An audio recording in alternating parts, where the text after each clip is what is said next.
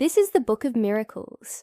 It was written in 1867 by an author who went by the pen name Lord Chesterfield, and it's all about, well, miracles. The author collected stories of unexplained phenomena from all over the world and then organized them into this book. And some of these stories are pretty wild, like this one about a man who was walking through the woods when he came across a clearing. And in that clearing was a beautiful woman sitting on a tree stump, and the woman was beautiful, but she had no head, and the man was so scared that he turned to run. But then the woman beckoned to him with her finger, and he couldn't move. And then the woman started to speak. She said, "Don't be afraid, I won't hurt you." And then she told the man that she was a witch who had been cursed by a jealous sorcerer, and that the only way to break the curse was for a man to walk barefoot through the forest to a nearby village and ring the bell there 9 times. And after that, 9 good fairies would appear and break the curse. So the man did what she asked, and the witch was freed from her curse.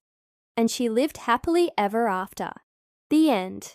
Yeah, that's definitely a story that you could only find in a book called the Book of Miracles. But here's the thing. Even though this book was published in 1867, it wasn't actually that unbelievable. See, this book was written at a time when people believed in magic and the supernatural.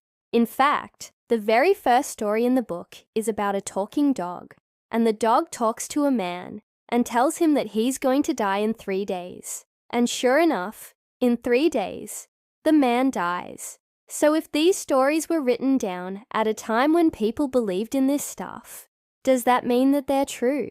Well, maybe, maybe not. It all depends on whether or not you believe in miracles. I, for one, am a huge fan of the supernatural. Ghosts, demons, vampires, werewolves, talking dogs.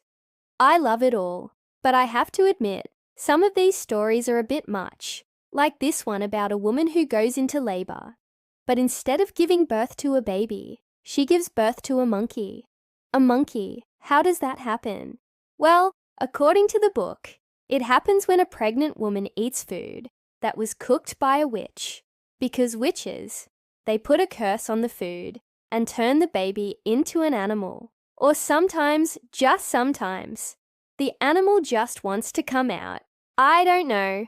It's a miracle, but honestly, that's the least believable part of this story, because I totally believe that witches exist, and they put curses on